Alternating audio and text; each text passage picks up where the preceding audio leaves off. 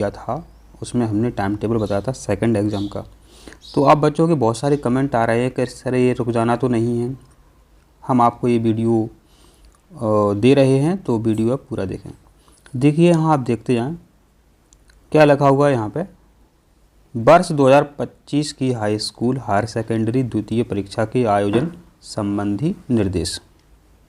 तो ये स्पष्ट है, ये रुक जाना नहीं है। नई शिक्षा नीति के तहत ये परीक्षा है और कौन सी परीक्षा है? द्वितीय परीक्षा है।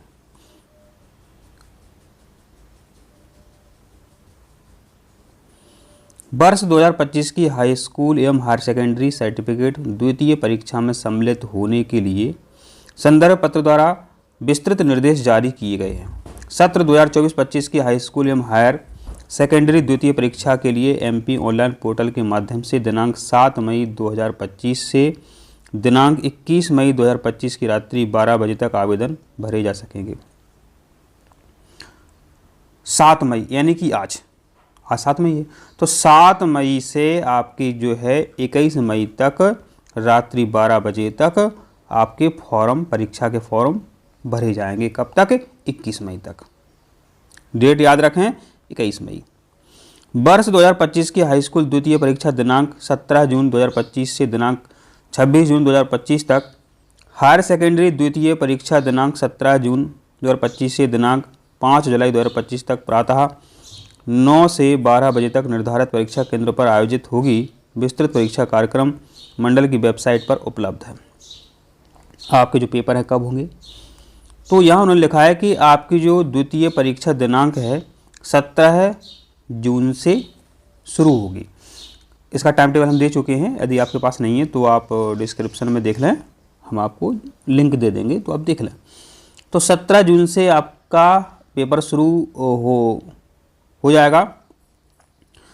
तो 17 जून से आपके पेपर शुरू हो जाएंगे। 17 जून को आपका पहला पेपर है और 26 जून तक जो है आपके पेपर चलेंगे। कौन? हाई स्कूल की बात हो रही है। अब हायर सेकेंडरी द्वितीय परीक्षा, यह भी जो है 17 जून से शुरू होगी, माने 17 जून को आपका पहला पेपर होगा और ये 5 जुलाई तक पेपर चलेंगे। हाई स्कूल के द्वितीय परीक्षा के 26 जून तक ये पेपर समाप्त हो जाएंगे और 12th के जो है आपके 5 जुलाई को समाप्त होंगे। इससे क्या मतलब, कोई आवश्यकता नहीं है। आप शुरुआत देखो, 17 जून से आपके पेपर शुरू होंगे दोनों के। सत्र 2024-25 से मंडल द्वारा आयोजित हाई स्कूल हायर सेकेंडरी द्वितीय परीक्षा के आयोजन हेतु निम्नलिखित विस्तृत आदेश जारी किए गए हैं, जो सभी स्कूलों को पहुंचा दिए गए हैं। आप वीडियो रोक करके देख सकते हैं यदि आपको ये जानकारी देखनी है तो। अब यहाँ देखिए क्या लिखा हुआ है। शैक्षणिक सत्र की प्रथम परीक्षा में पंजीकृत छात्र छात्रा ही उक्त सत्र की द्वितीय परीक्षा में बैठ सकेंगे। ऐसा नहीं है कोई पिछले साल का छात्र हो, वो नहीं, इस वर्ष जो बैठा है। मुख्य परीक्षा वर्ष 2025 के परीक्षा फल में किसी भी विद्यार्थी का परीक्षा फल पूरक घोषित नहीं किया जाएगा। माने हमने बोला था आपको सप्लीमेंट्री खत्म कर दी गई है, अर्थात एक या एक से अधिक विषयों में, पुनः एक बार और देखो, एक या एक से अधिक विषयों में अनुत्तीर्ण फेल छात्र का प्रत्येक विषय के सम्मुख अनुत्तीर्ण अंकित किया जाएगा। मध्य प्रदेश शासन स्कूल शिक्षा विभाग के आदेश के अनुक्रम में हाई स्कूल परीक्षा में बेस्ट 5 पद्धति पूर्णतः लागू रहेगी। माने 5 विषय में फेल है तो 5 विषय में फेल लिखा हुआ है अंक सूची में, आपने अभी देखा ही होगा।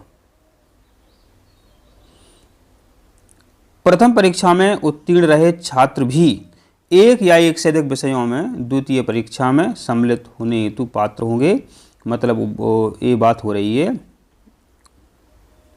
आपकी कम परसेंट बनी है तो अच्छी परसेंट आप बना सकते हैं, दोबारा पेपर दे। किसी की सेकंड बनी है, वो चाहता कि हमारी अच्छी परसेंटेज बने। कई परीक्षाओं में परसेंटेज मांगी जाती है, प्राइवेट नौकरियों में परसेंटेज मांगी जाती है, तो ऐसे छात्र जो है दूसरी परीक्षा में बैठ सकते हैं। जिस संस्था के माध्यम से प्रथम परीक्षा हेतु परीक्षा आवेदन पत्र भरा गया है, उसी संस्था के माध्यम से द्वितीय परीक्षा के लिए निर्धारित शुल्क के साथ आवेदन फार्म जो है भरे जाएंगे। ऐसे छात्रों के लिए जो मंडल की प्रथम परीक्षा के परीक्षा परिणाम में एक या एक से अधिक विषयों में अनुपस्थित, यहाँ बहुत इंपॉर्टेंट बात है, ऐसा कोई छात्र है जो अनुपस्थित रहा है, एक या एक से अधिक विषय में अनुपस्थित रहा है या अनुत्तीर्ण रहा है, तो वह छात्र क्या है, द्वितीय परीक्षा में सम्मिलित हो सकेंगे तथा ऐसे अभ्यर्थी जो किसी विषय में उत्तीर्ण हो गए हों वे भी अंक सुधार हेतु सम्मिलित हो सकेंगे। बहुत अच्छी बात है। किंतु अनुत्तीर्ण अनुपस्थित विषय में आवेदन पत्र भरना अनिवार्य होगा। द्वितीय परीक्षा में प्रायोगिक आंतरिक परीक्षा में केवल इस भाग में अनुत्तीर्ण होने वाले छात्र ही पुनः सम्मिलित हो सकेंगे, अर्थात प्रायोगिक आंतरिक परीक्षा में उत्तीर्ण छात्रों को द्वितीय अवसर में सम्मिलित होने की पात्रता नहीं होगी। अब समझो पूरी बात क्या है। किसी छात्र के प्रैक्टिकल में या जो प्रोजेक्ट में नंबर हैं कम आए हैं, किसी के नंबर 7 आए हैं और किसी के नंबर ज़्यादा आए हैं, 20 में 20 मिले हैं। अब वो छात्र चाहता है कि हम दोबारा परीक्षा में बैठें और प्रोजेक्ट में अपने नंबर जो हैं पूरे करवा लें किसी तरीके से, तो हमारी परसेंट बन जाएगी। नहीं, तो ऐसे छात्र जो हैं प्रैक्टिकल और प्रोजेक्ट के नंबर बढ़वाने के लिए इस एग्ज़ाम को नहीं दे सकते हैं। आपने साल भर मस्ती की, स्कूल आते ही नहीं थे, तो नंबर तो कम मिलेंगे ही आपको।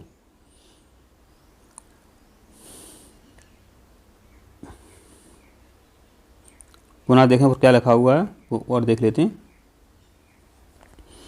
द्वितीय परीक्षा का परीक्षा परिणाम तैयार करते समय प्रायोगिक एवं आंतरिक मूल्यांकन में प्रथम मुख्य परीक्षा में उत्तीर्ण विषयों में अर्जित किए गए अंक द्वितीय परीक्षा के लिए कैरी ओवर की जाएंगे। ठीक है, तो प्रोजेक्ट के अंक आपने प्रथम परीक्षा में हैं वही मिलेंगे, आपको नए अंक नहीं मिलेंगे। इसलिए स्कूल जाना चाहिए, सबको अच्छे अंक मिलेंगे जो स्कूल जाते हैं। द्वितीय परीक्षा में सम्मिलित होने के लिए छात्र को निर्धारित शुल्क के साथ परीक्षा आवेदन पत्र भरना अनिवार्य होगा, किंतु द्वितीय परीक्षा के दौरान छात्र द्वारा प्रथम परीक्षा में लिए गए विषय में परिवर्तन मान्य नहीं होगा। कोई सोच रहा है कि हम तो अब गणित ले लें, गणित वाला छात्र सोच रहा है कि हम बायोलॉजी ले लें, तो वो ऐसा नहीं कर सकता है। ऐसे छात्र जो मंडल की द्वितीय परीक्षा में बैठे हों अंकों के पुनर्गणना के लिए मंडल के प्रावधानों के अनुसार आवेदन कर सकेंगे। द्वितीय परीक्षा में वही कृपांक नीति मान्य होगी जो प्रथम परीक्षा में मान्य थी।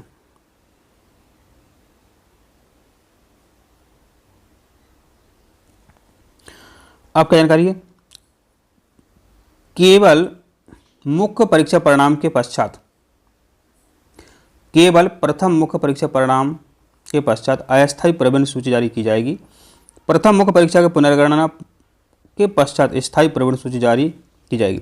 द्वितीय परीक्षा के परीक्षा परिणाम में कोई भी प्रवेश सूची जारी नहीं की। अब किसी के अच्छे नंबर है तो फर्स्ट नहीं माना जाएगा, सूची जो फर्स्ट की थी वो अभी निकली है बस।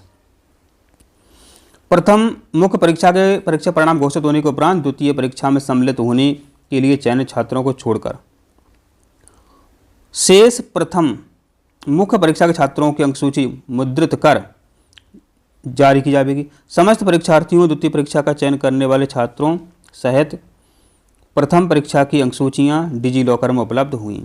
द्वितीय परीक्षा में सम्मिलित होने वाले छात्रों की अंक सूची द्वितीय परीक्षा के परीक्षा परिणाम उपरांत घोषित किए जाने पर जारी की जाएंगी। ठीक है, द्वितीय परीक्षा की अंक सूची भी मुख्य परीक्षा की भांति जारी की जाएगी। यहाँ बहुत इंपॉर्टेंट है, बच्चे सोच रहे होंगे सर कैसी मार्कशीट मिलेगी। देखो, सेकंड परीक्षा की अंक सूची भी द्वितीय परीक्षा की भांति जारी की जाएगी, अर्थात द्वितीय परीक्षा में सम्मिलित होने वाले विषयों के सम्मुख किसी भी प्रकार का विशेष चिन्ह मुद्रित नहीं किया जाएगा, किंतु मुख्य परीक्षा में परीक्षा का नाम द्वितीय परीक्षा में मुख्य रूप से संबोधित किया जाएगा। भाई इतना लिखा होगा कि इस सेकंड परीक्षा में आप पास हो गए हैं बस। पिछली बार ऐसा देखा जाता था कि रुक जाना नहीं है, तो उसमें लिखा होता था, कोई स्टार बना होता, कोई चिन्ह बना होता था, वो अच्छा नहीं लगता था। प्रथम मुख्य परीक्षा के परीक्षा परिणाम घोषित होने के पश्चात द्वितीय परीक्षा निर्धारित समय पर प्रारंभ की जाएगी।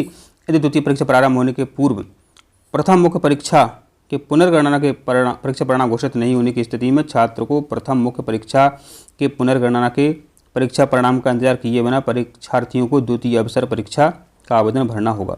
द्वितीय परीक्षा प्रारंभ होने के पश्चात प्रथम मुख्य परीक्षा के पुनर्गणना के परीक्षा परिणाम घोषित होते हैं तो परीक्षार्थी के किसी भी अभ्यावेदन पर विचार नहीं किया। अब वो क्या मैं फीस वापस कर दो, हमारे तो पुनर्गणना में अंक बढ़ गए हमारे, तो ऐसा नहीं।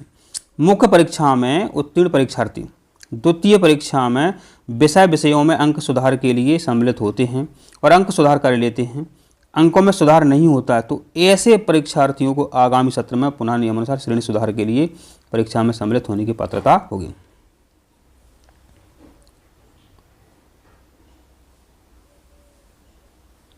अब देखिए यहाँ इंपॉर्टेंट है कि सत्र 2024-25 से हाई स्कूल हायर सेकेंडरी द्वितीय परीक्षा में सम्मिलित होने के लिए ये शुल्क आपको देनी होगी। एक विषय का पेपर देना चाहते हैं तो 500 रुपये, 2 विषय का 1000, 3 या 4 विषयों का पेपर दे रहे हो तो 1500 रुपये, 4 विषय से अधिक पेपर देना चाहते हो, सब में फेल हो गए हो तो आपको 2000 रुपये आपको देने होंगे। द्वितीय परीक्षा के परीक्षा परिणाम घोषणा उपरांत माने बाद में प्राप्तांकों से असंतुष्ट छात्र छात्राएं निर्धारित शुल्क के साथ पुनर्गणना उत्तर पुस्तिका की छायाप्रति प्राप्त करने हेतु ऑनलाइन आवेदन कर सकते हैं। ऐसे छात्रों को द्वितीय परीक्षा में बैठने वाले हों, द्वितीय परीक्षा का परीक्षाफल घोषित होने तक मंडल या महाविद्यालय द्वारा संबंधित प्राप्त संस्था के प्रधानाचार्यों द्वारा अगली उच्चतर कक्षा में अपनी जोखिम पर प्रवेश लेने की अस्थायी अनुमति दी जा सकेगी और ऐसे अभ्यर्थियों के द्वितीय परीक्षा में उत्तीर्ण घोषित किए जाने की दिशा में उनकी उपस्थिति की गणना की जाएगी। ये बहुत अच्छी बात है मेरे बच्चों। आप सोचते हैं कि सर मैं पेपर दे दूंगा तो मेरा बीए में, बीएससी में या अन्य जो भी हैं आप उसमें एडमिशन ले सकते हैं। बिल्कुल ले सकते हैं, आपका एडमिशन आपके कॉलेज में हो जाएगा। बात इतनी सी है, यदि आप फेल हो गए तो वो कॉलेज में फीस जमा करी थी वो वापस नहीं हुई, लेकिन आपका अस्थायी एडमिशन हो जाएगा, आप कॉलेज जाने लगेंगे। इसी तरह बेहतरीन जानकारी के लिए, सटीक जानकारी के लिए आप यूट्यूब चैनल को सब्सक्राइब जरूर करें और पल पल के अपडेट के लिए आपको चैनल सब्सक्राइब कर लेना चाहिए मेरे बच्चों।